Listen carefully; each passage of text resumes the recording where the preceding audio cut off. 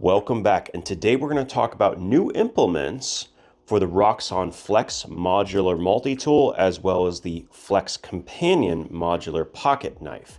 These will be coming after the first of the year. We'll be talking about what they are and also how they could change in the future. So firstly, if you've never seen the modular multi-tool system from Roxon, there is a lot of videos already out there, including a comprehensive guide I made a while back that's more than 40 minutes long. I'll leave a link to that. And yes, there's plenty of other information if you want to check around. This is just going to be focusing on new implements that are coming in the future.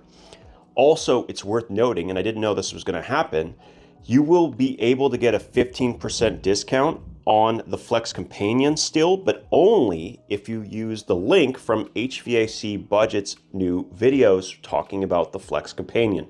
So if you want to get that 15% discount before the pre-release on November 30th, you're going to want to go over there. I leave a link to his video directly below, and I recommend go doing that if you're interested.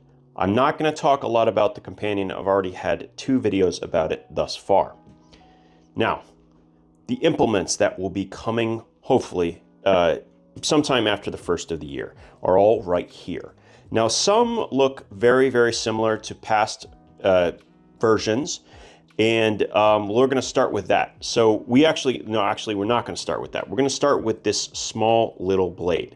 Now, they have had serrated blades that are small tools that can fit in the Flex and Flex Companion, but they haven't had a straight blade. So this is likely going to come, and it is incredibly good that they do. What makes these small blades so useful, in my opinion, is when you need to do precise cutting, so carving and that kind of thing. This is a really nice blade shape for that purpose, and I'm just saying it's a good thing that they have it. I don't really have anything more to say other than I'm looking forward to having an option that is this tiny little blade. So very, very cool, great to see. The other things that are really exciting, we have small versions of implements that are already designed for the Flex. So the issue with the Flex that a lot of people were not happy with is the fact that there are only spots for 2 long implements, 1 and 2. But the items that you really don't need to have extra length in, such as the scissor, well, they could easily be switched to a small platform. And I really like the small scissor. In fact, I like the small scissor more than I like the big one. As you can see, the difference in cutting length is practically the same. Very, very little difference. But the thicknesses of these tools is identical. What that means is that in practical use, there is less flex along the cutting length, meaning that this actually cuts better, believe it or not, than this. Yes, you'll need maybe a little bit more cutting as you go along because of the length of the blades, but it's more important that it cuts cleanly. That actually is the most important thing about scissors.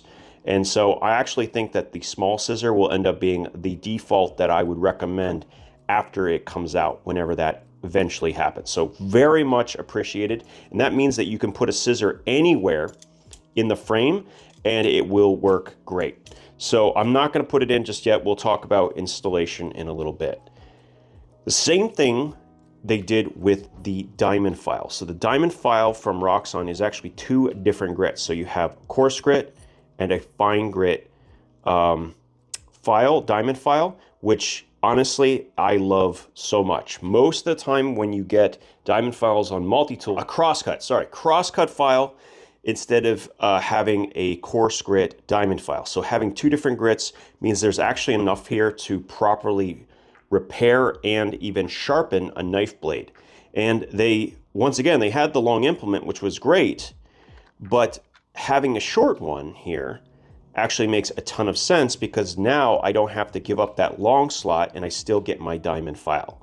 Now, I would rather have this one specifically for sharpening because it has more surface area, but I think this will get the job done most of the time, and there's some argument to say that this will fit into smaller places that might make a difference. So I think that this will end up also being a default that I would recommend over the standard diamond file just because of the versatility.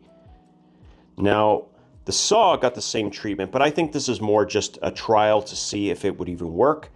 This is one of those applications where the shorter the saw, the less useful it is. And I definitely think in this case, it doesn't make sense, personally. But the reason we make videos like this is to get feedback from you guys. Should they bother making a small saw? Is there a reason why you would choose this over this? And I guess it's for the same reasons you would pick the scissor and the file, but when it comes to the Flex Companion, they all take 5 long implements, so that it doesn't really matter to have the short ones at all. So this is primarily going to be for just one of their models, the plier-based Flex. So I'm not sure that this actually makes a ton of sense, especially since they are releasing a T-shank holder, which already is going to have short saws, but has more versatility. So inevitably, I think they could skip the saw, but if you think I'm wrong, let me know down in the comments. Now the next 3 are all gun-related implements that work mostly with the AR platform. Don't ask me to explain the exact purposes of each of these items, but I want to just get you a close-up so that if you wanted to reference it, you could. If you think you're capable of identifying all of the different functions on these tools, please go ahead and leave a comment. That would be very helpful to me, and I think to others as well. So there's the first one here, and it has kind of this interesting sharp edges that are kind of look like for drilling on the front. This one right here. Okay, now these are pretty much pre-production prototypes, so they pretty much finished them like they would normally be when you release them, and I don't know if they're going to be sold as a group or by themselves. I hope it's as a group because it actually just makes more sense in my opinion. It seems like that would be the case. I do know that this is for rotating a barrel. That I do know. That's the one I did identify myself. But those are coming at some point. I'm not sure when. If you are excited about that, let me know down in the comments. And then the last one is the most recent prototype. And I want to be clear, this is a prototype, so it's not going to be finished the same way that it might originally do so. And this was heavily requested when I talked about the Flex Companion. They had already started trying out a plier version. Now, the plier here, there's a couple things about it. The immediate comparison is going to be the plier on the Victorinox. Now, the Victorinox pliers are incredibly precise, like to a nth degree. They're finished very well, and they even have a small wire cutter there just for very thin wires. So there's a lot going for this plier, especially in the comparison. The other thing that I want to note is that the length of the handle, being that it's a modular system, it can't use a handle that is as long as the one in the Victorinox. This is a big deal because the longer the handle, the more leverage you have. Once again, it's not ideal. My opinion, personally, and you guys can feel free to disagree, is that this is too much in the sense that if you really want this, go with this.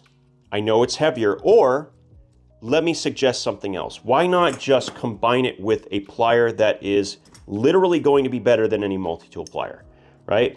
One of the Knipex pliers, the 100mm, or go with the 125, which are even more capable. My preferred one is the plier wrench here. Or you can go with a inexpensive USA-made slip joint plier from Channellock. This is the brand new 524 variation.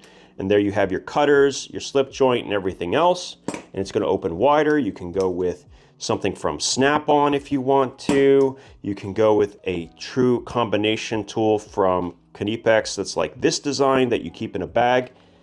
I feel like it's a solution in search of a problem here. It's not going to end up being the same leverage that you can apply with the Victorinox.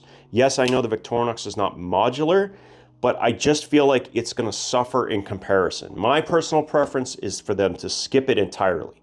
But I know someone out there is going to be, going to be wanting it.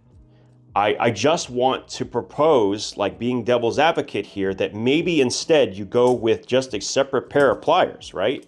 Like a 100mm Cobra is going to be more capable, not only more capable than that plier by a lot, it's going to be more capable than practically any multi-tool plier. Like it's, forged versus cast. I mean, it just, I don't know. I just don't really buy it. I would rather have those 2 slots that it takes up be basically a variety of other tools.